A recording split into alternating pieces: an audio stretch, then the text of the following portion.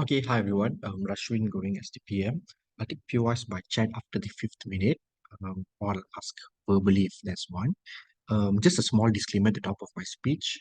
Anything I say is purely for the purpose of debate. It does not reflect my own views or intention. If at all I would happen to say something that's not comfortable, I apologize for it.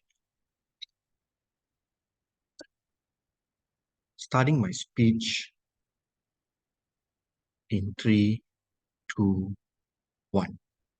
The counterfactual that side opposition has to debate in this world comes in two firsts. The first is that you need to show us another candidate. It is particularly difficult for us to assess the credibility of this candidate and the capacity to likely win the upcoming election.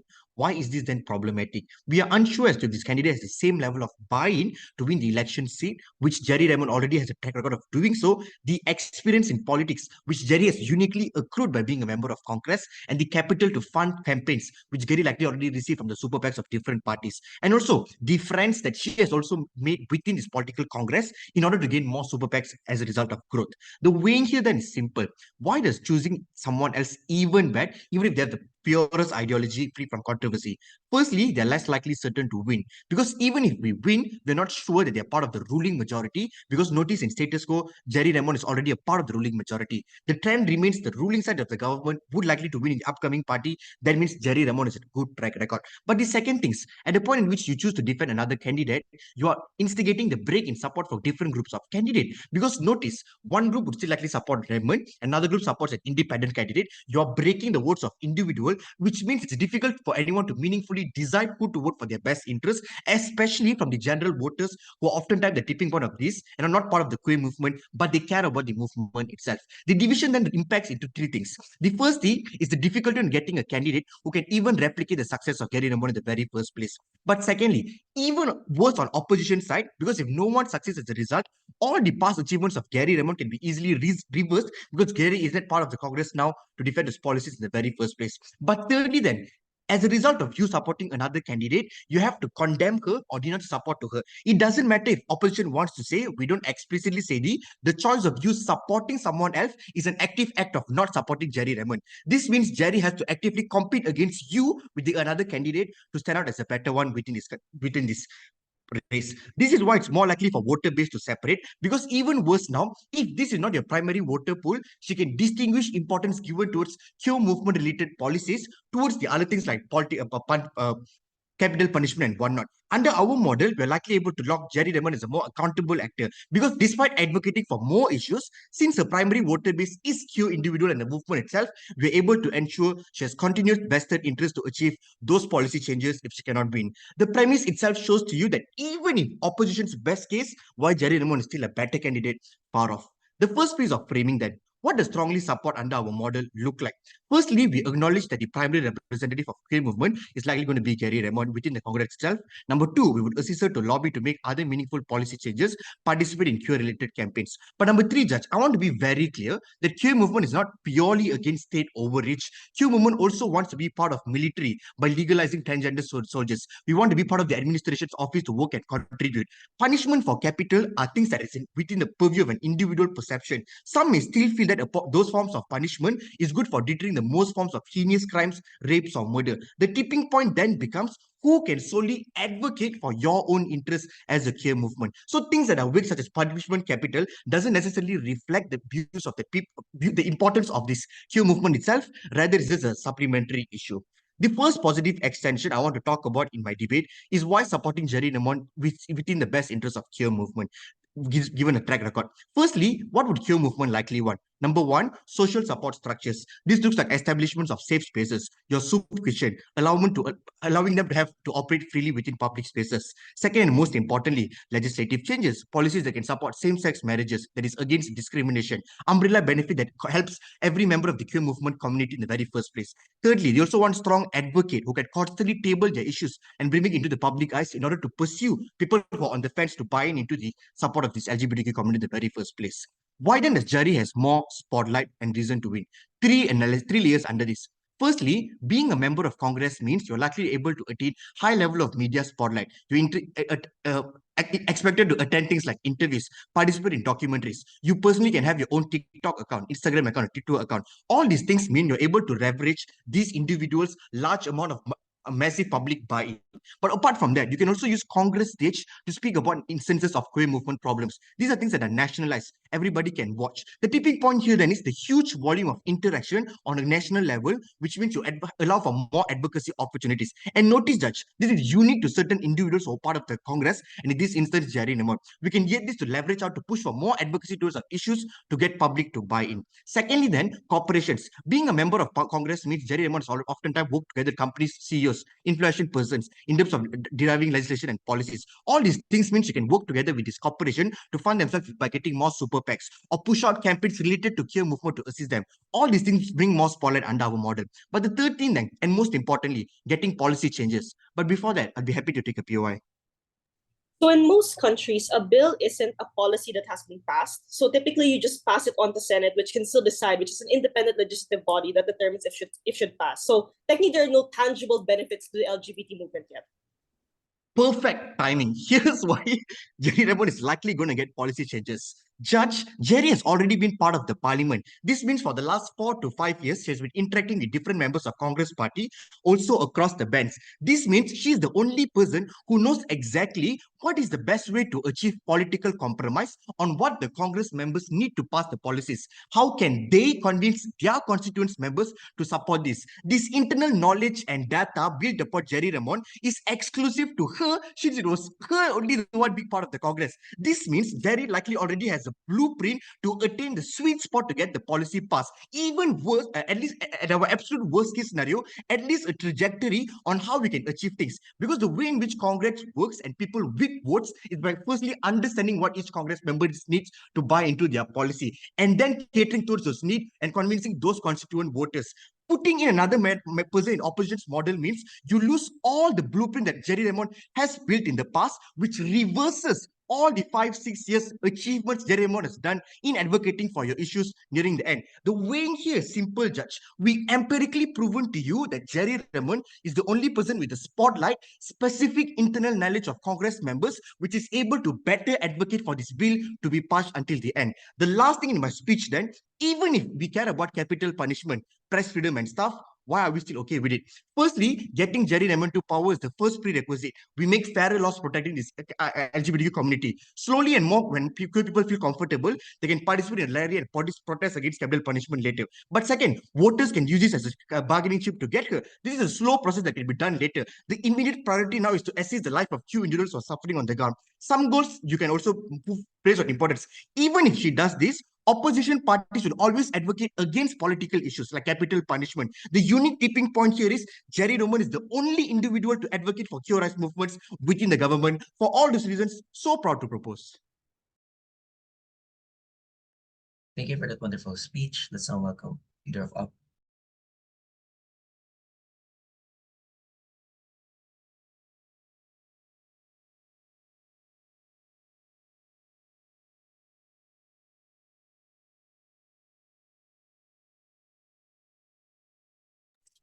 Hi, am I audible and visible?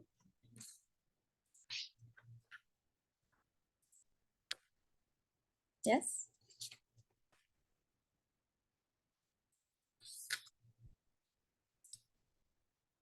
Okay, yeah, I see that someone confirmed. Great.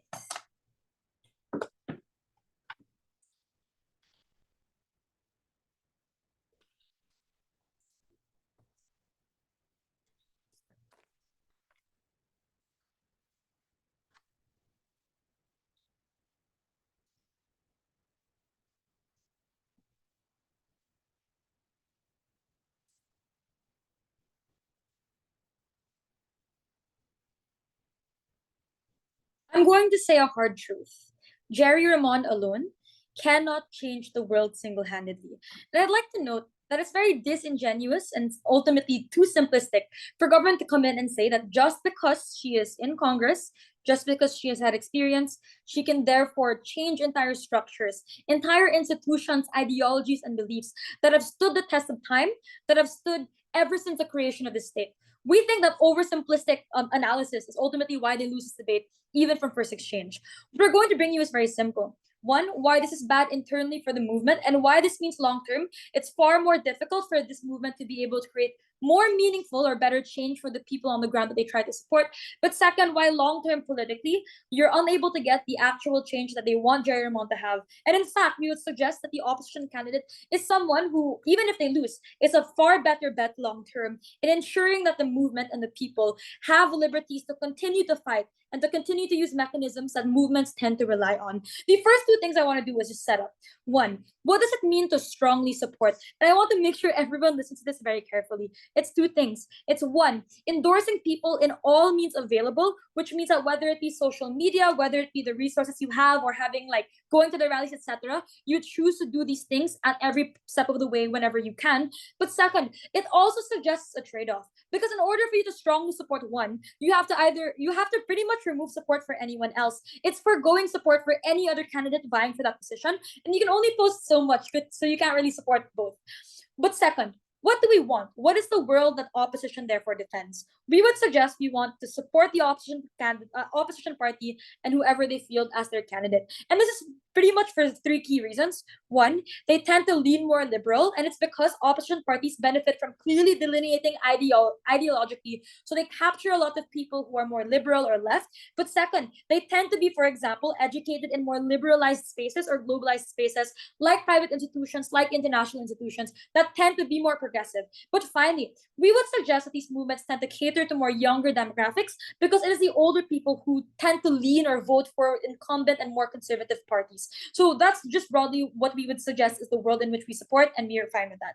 The second thing I want to do is clarify the burden, which is government cannot support a mixed stance. And this is for four key reasons. One, the motion says strongly. Two, it severely diminishes any impact of support. Three, it's bad for the transgender movement insofar as it becomes far harder for them to position themselves politically.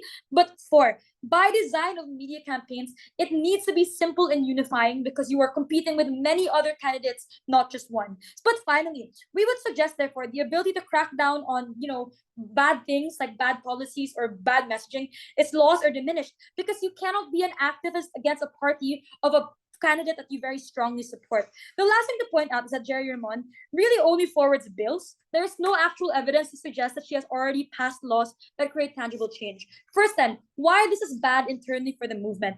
Three key reasons. One, you're more likely to splinter the movement. Note that the vast majority of people who opt into the transgender movement are from younger demographics that tend to also skew more progressive, which means that they already support more progressive candidates, and you alienate those people. But second, that most of the things these members of the movement care about are also things that she wants to crack down upon, or like things like capital punishment, things like limiting press freedom, etc., are all things that she wants that are against the people who are inherently vulnerable and more likely to be affected by the very things that she supports for these conservative parties. And what this suggests is that you get far less opt-in or buy-in, which means that the ability for the movement to scale up the support, to scale up the messaging, and therefore scale up the extent of support they would have for either party or either candidate they want is completely diminished long term. Second, then, we would suggest you actually open the movement to far more backlash. Outside actors who view that they've shifted their stance, who view that they have given up on a lot of the ideals and beliefs that they have always pushed for, are therefore more likely to call them out, crack down on them, which means that there's far less belief in the movement and them being able to stand up for you as an individual. So the vast majority of people who are on the fence, who live in a conservative country but would like to be more progressive, would like to be more of an activist, are far less likely to opt in, because they feel as if they are not going to be represented, because they feel as if they're also going to be attacked for turning their backs on the people who need them the most. But finally, that we would suggest that lots of organizations and corporations that would have supported you as a movement no longer will. And note that most of the movements are fueled by one, opposition candidates and opposition parties who lean more progressive, because that's how they get you as a voter base. So you alienate them.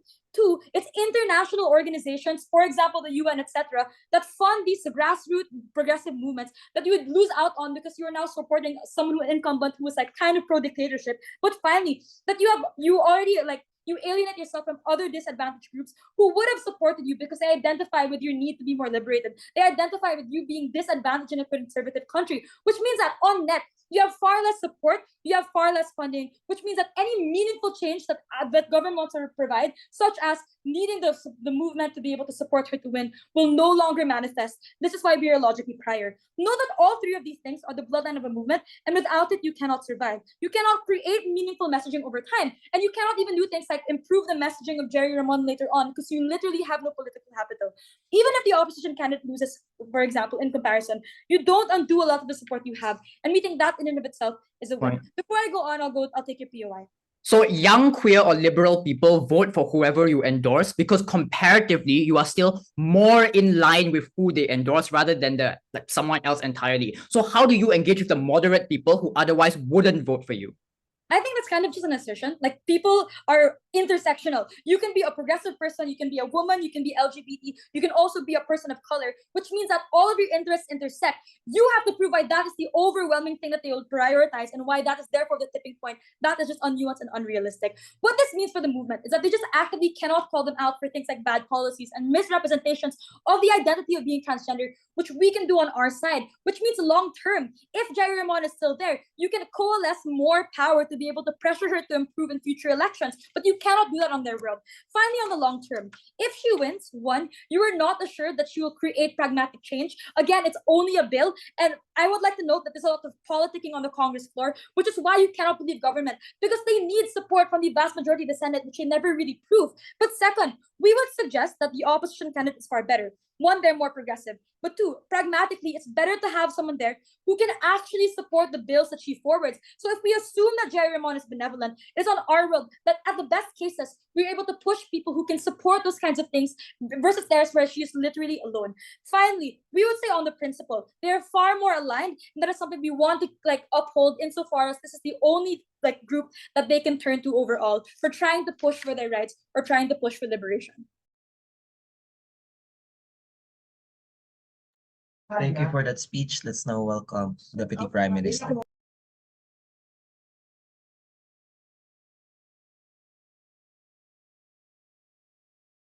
Yeah, let me just set up a timer real quick.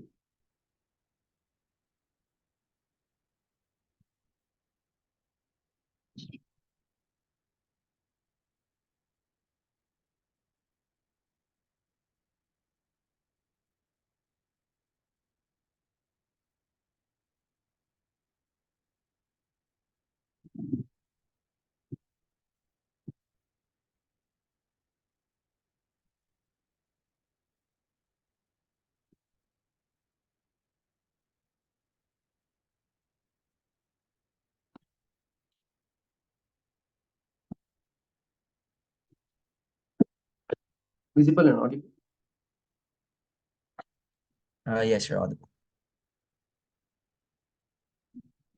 Same disclaimer as Rashrvin. Everything said here is just for the purpose of debates.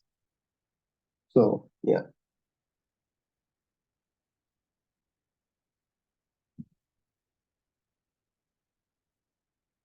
POIs in chat.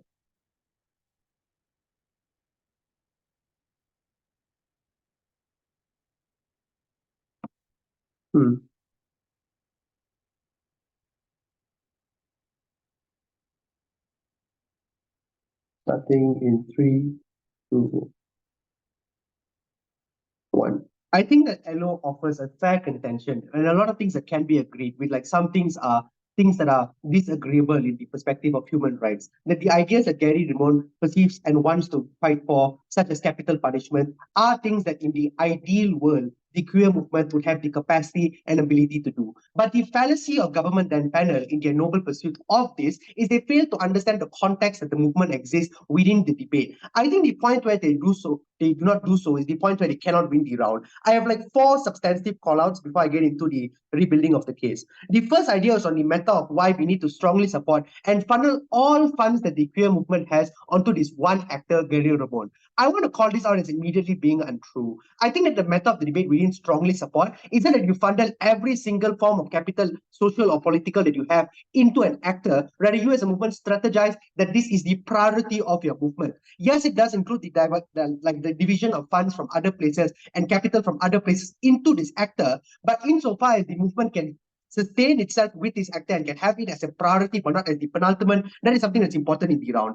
But even if that isn't the case, right, panel, they never actually explain to you why this is something that is going to be bad in the round. The queer movement has the priority to fight for queer rights. In the event that there are differing actors fighting for different things on different incentives, such as labor workers fighting for labor rights and maybe the abolishment of capital punishment, that is a fine pursuit insofar as you have the incentive to have a return on that capital in regard to you as a queer person in a movement. The second is, let's bring the debate back to the burden that they don't want to defend. Because Op needs to defend if they want to say that we back an opposition candidate. Number one, why the trade-off of the tangibility of the ability to propose bills in parliament is something that they're okay with trading off. But secondarily, all the hard work and legwork that Gerry has put into the legislative assembly is something that they're worth losing. Note then that they misconstrued the case, because the point of our case was never that she has enacted policies and she has enacted legislation. Rather, the very stepping stones that she has put in parliament are reason enough to support her, because she has shown to be principally consistent with what we want to see movement, firstly. But secondarily, that she has the ability to garner moderate support and be palatable to a large number of people.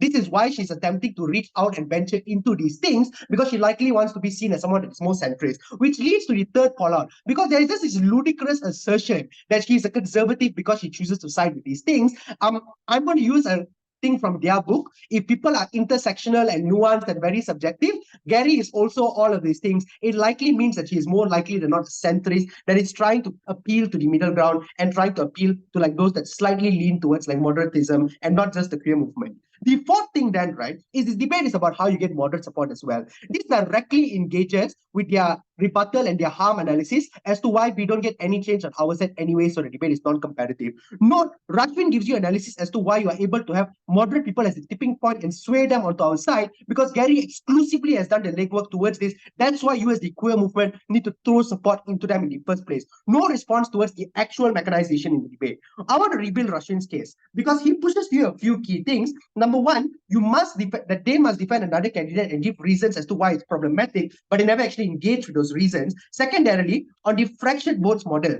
meaning even if you as the queer movement back another person, the problem then is it becomes a fight of infighting within the liberal vote. When you as the queer person back another queer person, the problem is you're not taking anything away from the conservative vote. They're going to keep voting for the dictators that they want, for example. You are taking away from the liberal vote, meaning on net, or on best, you are getting both candidates screwed over systematically because their votes are being shared by two. The third thing that he pushed is why it's in the best interest of the actor to fight for this. He talks about this in terms of the track record, in terms of the safe space, in terms of the effort that she has put in, and why we are fine with the trade-off, because we have a hierarchy of needs and a hierarchy of rights as a movement. No response to this.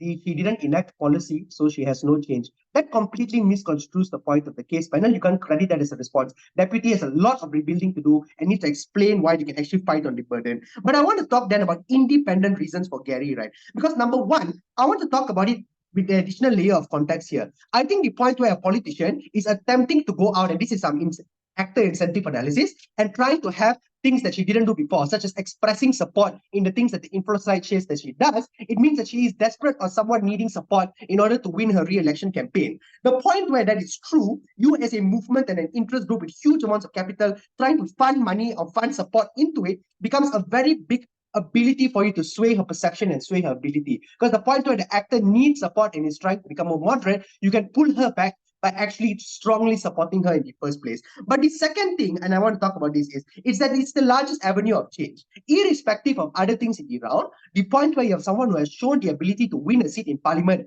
to be able to table bills, to be able to get some level of support to win this election in the first place, that is the point where it likely means that it's your best bet within this. On the decision-making calculus of the movement, you need to hedge your capital on your best bet because that's your best expected point of return. The third thing then is that the reputation that she has built in parliament is exclusive. No other actor has this in the round. They need to contend with 7 layers of analysis as to why it's good from deputy, and we can't bring up new analysis, by the way. Onto the extension of the round, but before that, PY. So you just said in your speech that the movement has a lot of capital. If that's true, then wouldn't they necessarily succeed in propping up an opposition candidate, which is running for the Congress, by the way? So that's more localized or regional elections, which can be contained and isn't necessarily national.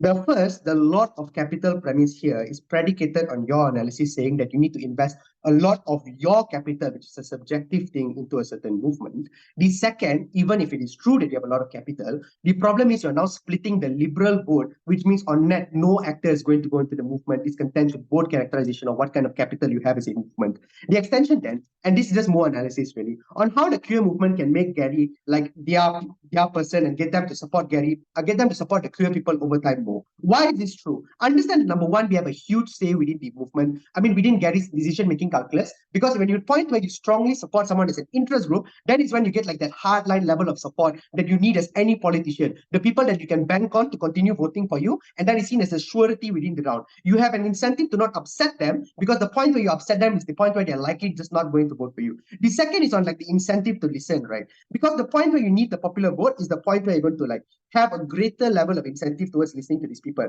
But the third is on the exclusivity of Gerry as a transgender individual. The point where this is true, you are likely to exclusively listen to other queer individuals because you know that these are the individuals that trust you the most. Gerry can try for as much as she wants to appeal to more conservative individuals, for example, but they're never going to perceive her as someone that is truly conservative or someone that is truly within their movement due to the fact that he is trans. On net, then it means that you're more likely to buy into, on our side, the poor people and theirs. It's a tipping point within the round because the strong support is likely going to translate to net change over time, to changes that leads to Gerry being pulled and swayed more towards the accountability metric of believing queer people and following what queer people want within the round. For all these reasons, vote off.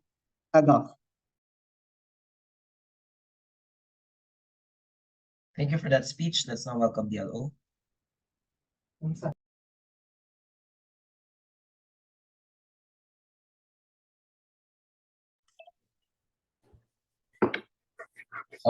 Hello.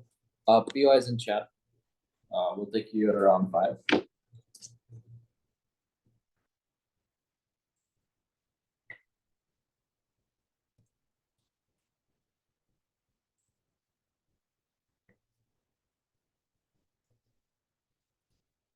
Right?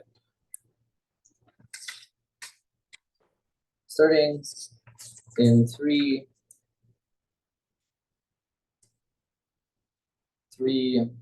2, 1. I'll talk about 2 things in my speech. Firstly, I'll just do the incredibly important characterization debate and make specifically why the candidate that we support under our side is that even if it's an opposition candidate, for example, that isn't currently within the incumbent seat, for example, is still better for the queer movement's interest in general. Secondly, I'll weigh why specifically the long term, even if, for example, no one wins, that we want in particular position is still better. And lastly, I'll talk about who cares most specifically about this candidate being in power. Firstly, then, I'll do an incredibly important discussion here, which is why the candidate we support, just in general, in the general case, the opposition candidate is better for the movement's interest. Because at best, from government side of the house, you get a bunch of disconcerting benefits about what could be beneficial, could not be beneficial. They're going to pass it. They're going to do the best thing for the movement if ever they get in position and the LGBT movement supports them. But they don't really prove this. I'll analyze specifically what they explain is good from the candidate and why specifically those things don't stand within the round. The first thing they say is that they're the only person that can win, that Gerry Ramon is the only person that can have control within this position. They say that they're a person that's already an incumbent. They say that they're the only person that can get this political capital. Firstly, I want to note that this is a Congress seat race, which means that historically and even empirically within the data in things like the US and things like, for example, the Philippines, incumbents, even from ruling parties, historically have been more vulnerable to losing. Because not only are they individual candidates that have to, for example, justify their districts, but moreover, oftentimes they have significantly less of the national backing of whenever, for example, they are an incumbent. So they're less likely to, for example, be seen as part of the already historical social narrative of that country, etc. And those people don't think about not voting for them. They're more likely to be seen as a consistent voter issue or things that people want to talk about, whether or not they want to have that particular congressman in power. This means that it's structurally more likely that on our side of the house, we can question this person's power when we have an opposition candidate to be there in the first place. But secondly, they don't prove the extent of the party support on their side of the house that this person will stay there forever. That is to say, they need to have a consistent, strong, and likely backing, for example, from the major persons within that party, majority party. They are unlikely to do so because, one, they're literally LGBT. It's a conservative country, so I'm not sure why the people on the forefront of the party are going to stick their necks out, for example, say that you're the best candidate, etc. But two, at best, you get token resources, not the best resources, to actually do large-scale policy change, to actually do large-scale campaigning, etc., which means that you do not get it as a guaranteed benefit, that it will always be there. Secondly, they say that if you don't support this person, you will overturn the progress that you have done. Firstly, I want to know that it's incredibly important for them to prove, and they cannot just simply sidestep. They're just in the process of doing so. Why the bills that they passed are sufficient, for example, in getting change for people on the ground. Their response is just they have the expertise, and therefore they can make sure that these bills that they pass can actually be passed, can actually be concrete in terms of benefits for people on the ground. One, I would pause it as an extension, like flip to this, right?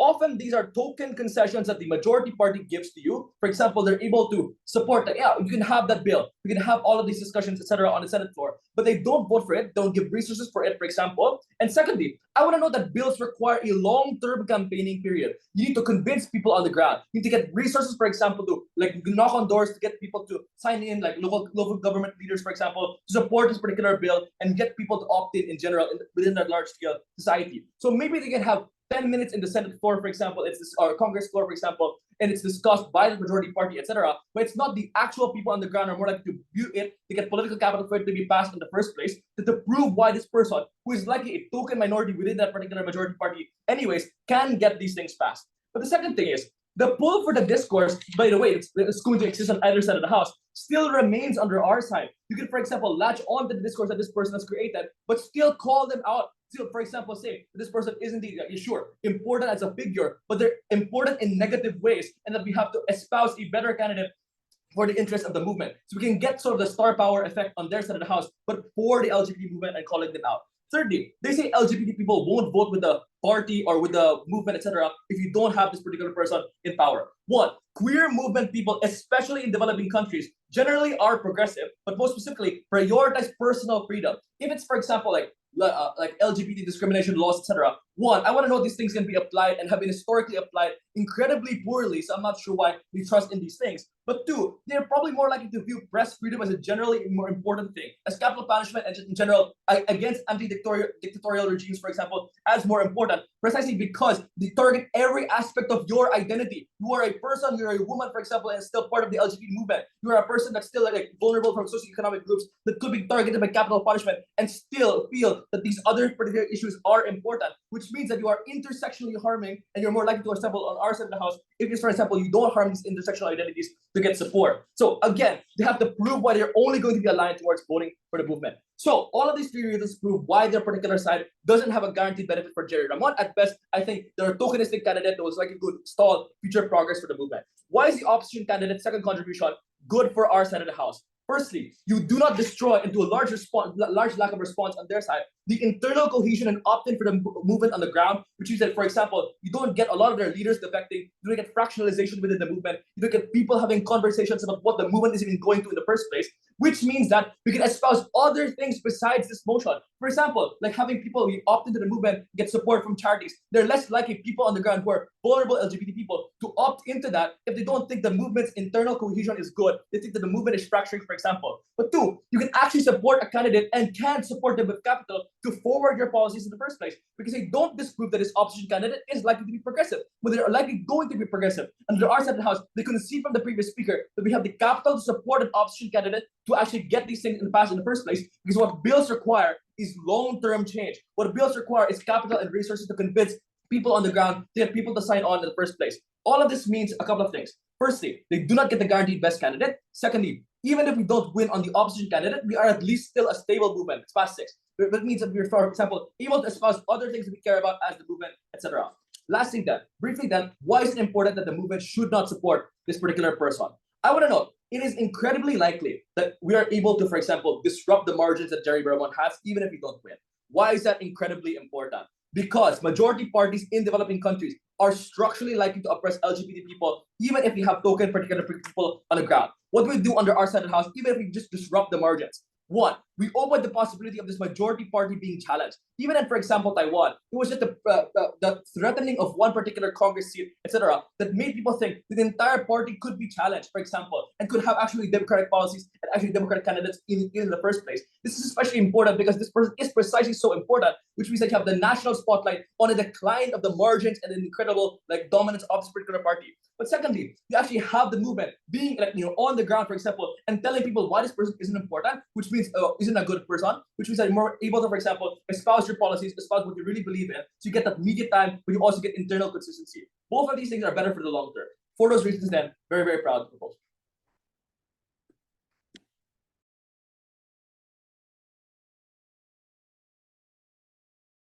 Thank you for that speech. Let's now welcome GovWeb.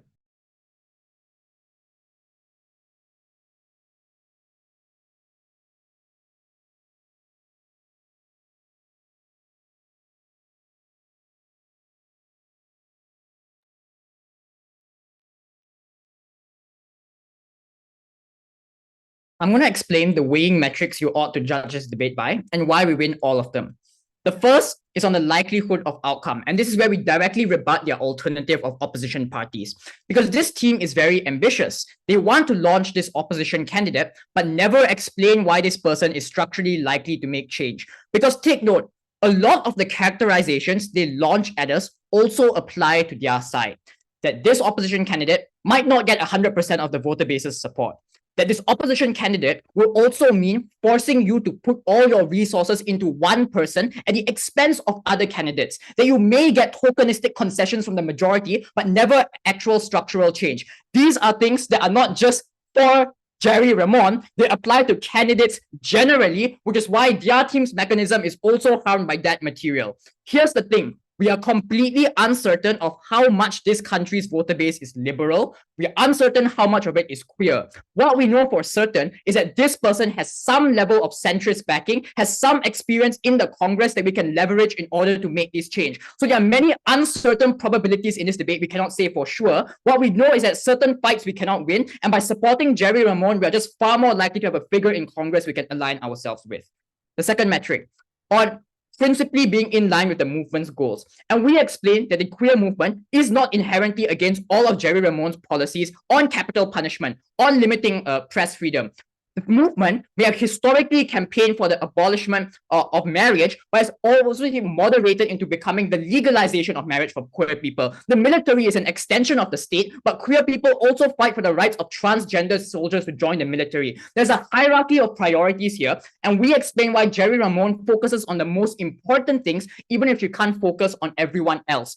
For the queer movement, being politically strategic is more important than ideological rigor. This team never weighs why it is otherwise. But this impact doesn't just mitigate their claim.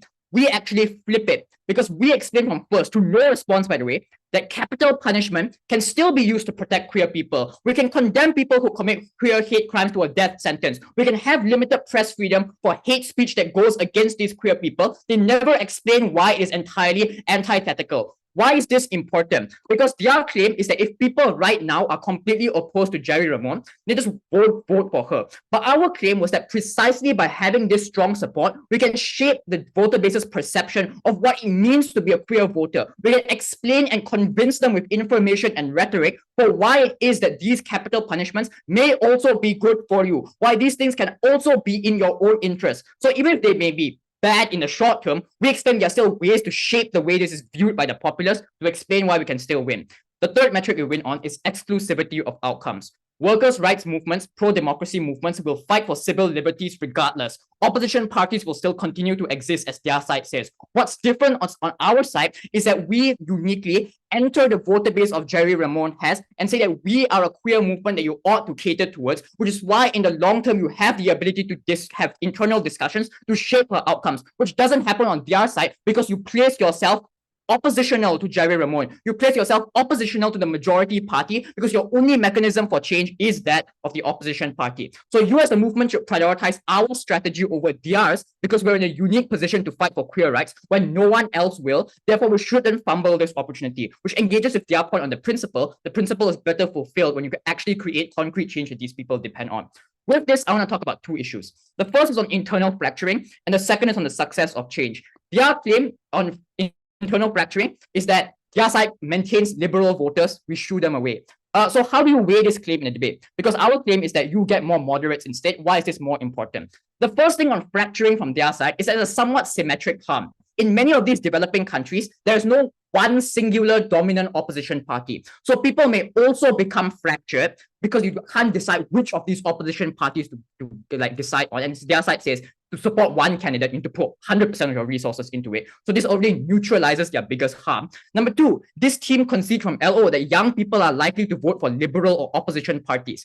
So it's unclear to what extent by you like endorsing Gerry Ramon, these people will just completely go away from you. Realistically, in a partisan system, no one is going to have 100% of their preferences represented, but their preferences are still more in line with our side, which is why we won't fracture the party entirely, given we explain that we have information to convince them why the endorsement of this candidate is a good choice. Thirdly, moderates are just greater in number. When it comes to voters, they are less likely to be wishy-washy, less likely to swing. So therefore, we should prioritize them more so they can get policy change. But fourthly, let's take the worst case. Even if the thing gets fractured, some people vote for Gerry Ramon, some vote for the opposition. That's fine, because then it still co-opts their impact of getting this small disrupt the margin thing. Doesn't say why we need everyone to vote for the opposition and disrupt the margin. At least our side, we create some level of bridging the empathy gap between the moderates and the queer party, where otherwise it'll be more radicalized and polarized and they don't get change. That's the weighing for why the party should prioritize capturing more moderate voters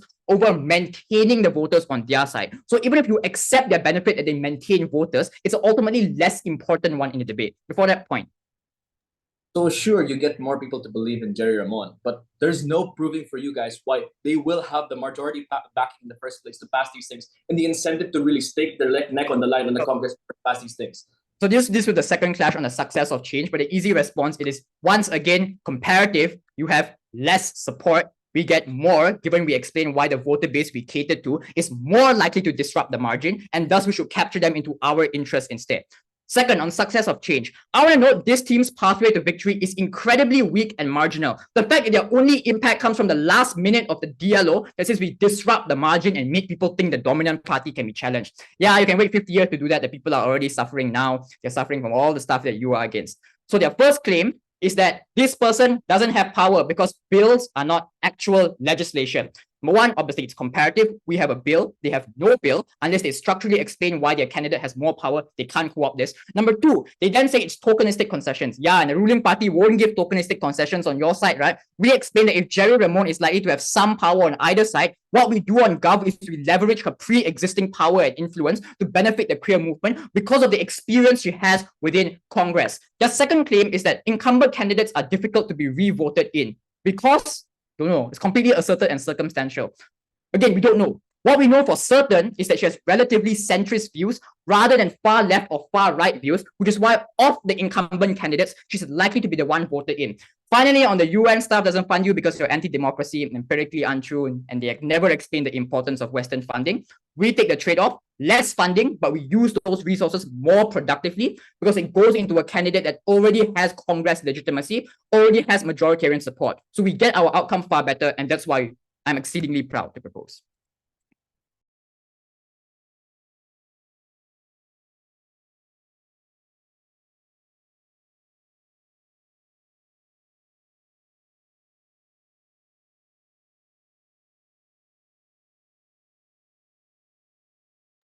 Thank you for that speech. Let's welcome up with.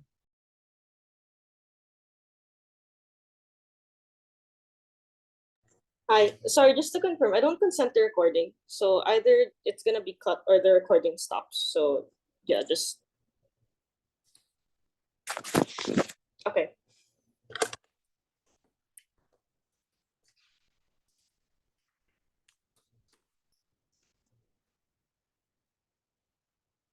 So welcome up reply.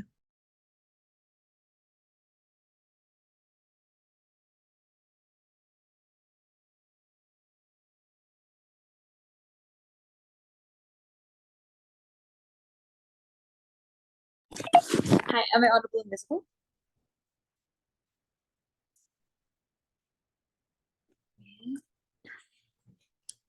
Someone. Yes, you are. Perfect.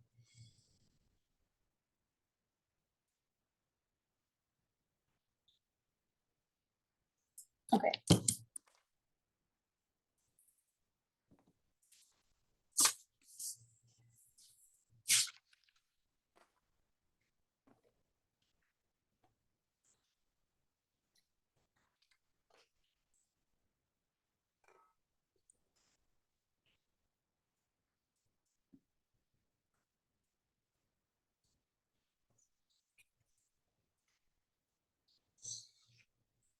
Movements do not exist solely to win elections. That's what political parties are for. Movements are there to, help or maybe turn the tides, but more importantly, provide solace for those on the ground, those who literally rely on them because there's no other organization, group, or party that can exclusively care for them in the way that movements can. And that is why it's particularly pernicious coming from their side that they say it's purely about winning, that they say it's purely about supporting a candidate who is literally down to limit constitutional rights. We think that is the point in which you go against movements. The very fact that they rely on things like the press to be able to share their messaging, because that is free, because that allows for them to be heard, that allows for them to be able to speak up for themselves. And that is why they lose, because they never deal with the core of our case, which is that it's not about winning. It's about movements being able to enact good in its existence, in whether it be providing solace or support in the communities or funding they can give directly to their people, or in instances in which they try to prop up political candidates. The first thing I want to do is talk about vote splitting in capital. And I want to point out from the very top that we are logically prior. We prove from first, with no actual response other than saying that we don't weigh it, that you alienate existing funding and therefore diminish the extent of change that movements can make and the leverage that they can hold. So you can't pressure Gerry or the rest of the party to do anything better, even if they do something. But second, there's less of an ability to correct in future elections. So, for example, your ability to support a different candidate or her again, etc., just no longer exists because you have no funding.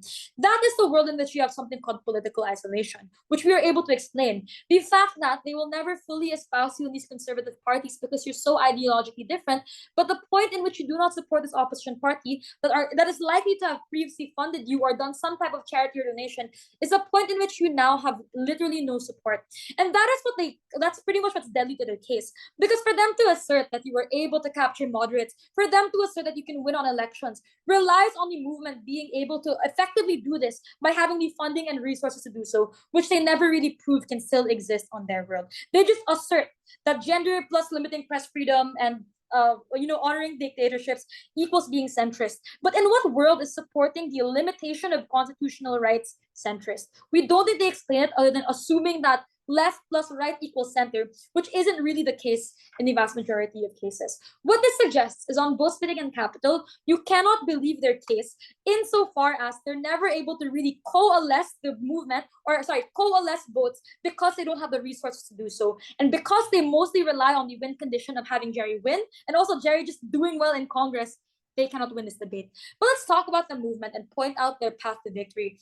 Their path to victory is you strongly support Gerry, you convince moderates, I don't know how. Next, you hope that enough of them vote for you. Gerry wins, and Gerry does well in Congress enough to push for this change. The problem here is that in every step of the way, there are many variables that can change this. You don't know if this is specifically the tipping point for moderates to vote for Gerry over any other candidate who might care about something else that they would probably care about, things like economics, etc., etc. In comparison, we have multiple paths to victory. If our opposition candidate wins, which they don't actually respond to, that is one more person who can support the same policies to either continue her work in these kinds of gender policies or back her up in Congress. But if our candidate loses, it's fine because we don't alienate funders and allies. They say we don't weigh why this funding is important, but we actually give you a lot of impacts they never deal with. One, that you can use those resources to keep doing messaging, which, by the way, they rely on swaying moderates. Two, that you can use that funding to call out bad practices that are likely to happen because it's a conservative country with a lot of misconceptions. But finally, and it's quite important, that the role of a movement is not only to win elections, but to also provide solace to the members of movements. Communities, support systems, therapy are all things that movements can no longer do at the point in which they lose this funding. So we don't affirm a candidate who supports cracking down on these kinds of things.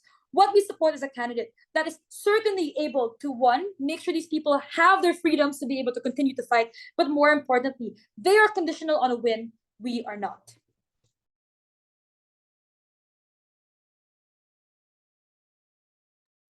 Thank you for that speech. Just a welcome cover reply. Just before my speech, I want to give out a few shout out. This might be my last speech, we never know.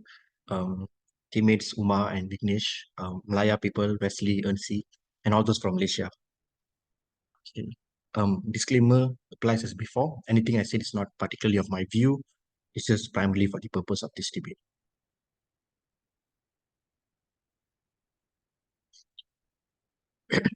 Starting my speech in 3, 2, 1. The speaker before me said, how do we get moderate votes? I don't know. That pretty much sums their case for not engaging and all.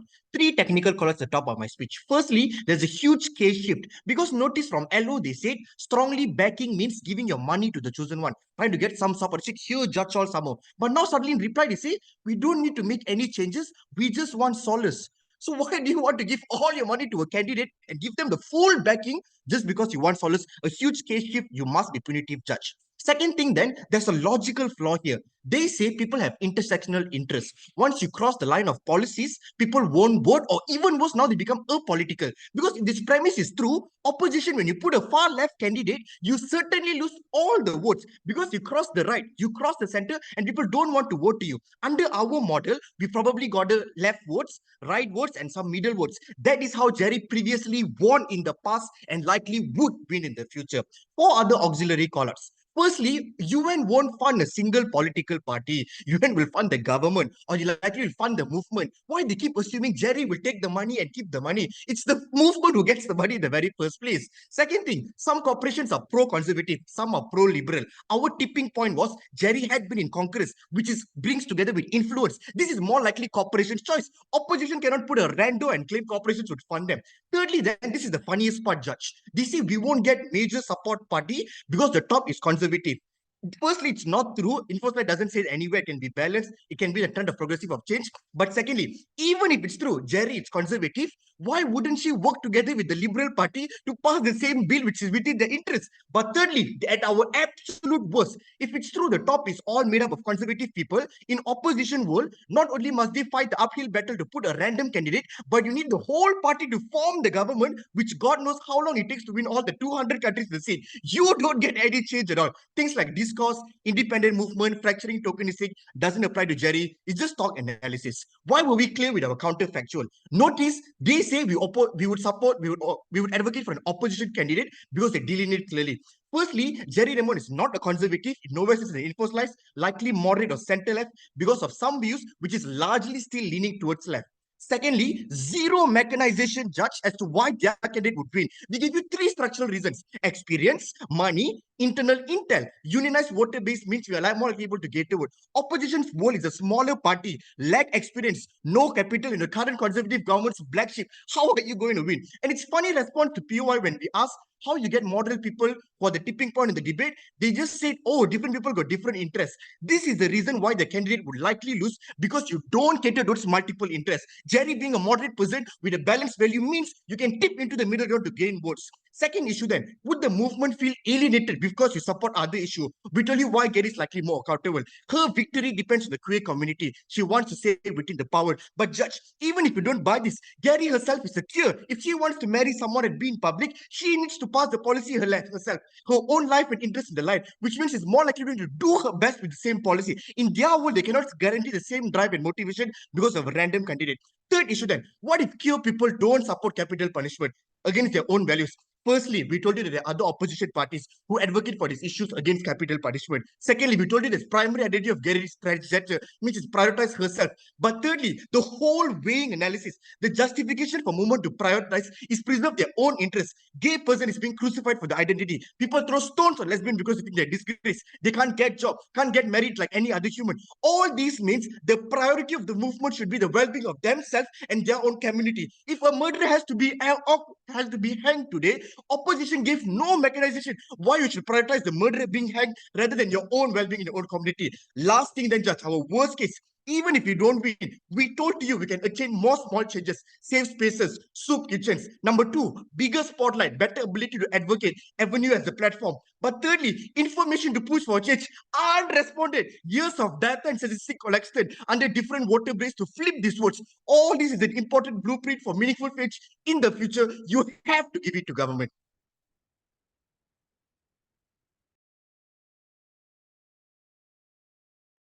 Thank you for that speech. Thank you for the wonderful round. I'd like to request that you please cross the house. And congratulations, everyone. We will be staying here, so I would like